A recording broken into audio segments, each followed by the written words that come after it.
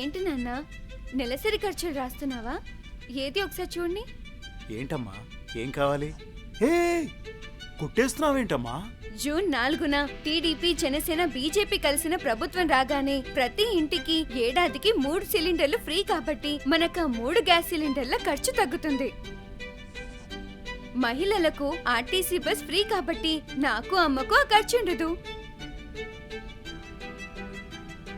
ప్రతి మహిళకు నెలకు 1500 ఇస్తున్నారు. అలాగే స్కూల్ కి వెళ్లే ప్రతి ఆడపిల్లకు సంవత్సరానికి 15,000 ఇస్తున్నారు. ఇప్పుడు 3,000 ఉన్న పెన్షన్ ని 4,000 చేశారు.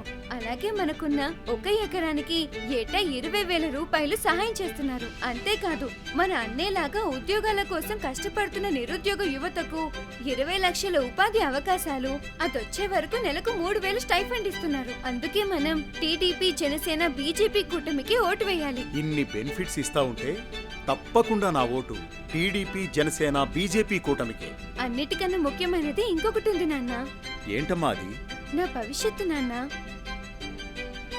దానికోసమైనా నువ్వు టీడీపీ, జనసేన, బీజేపీకి ఓటు వేయాలి.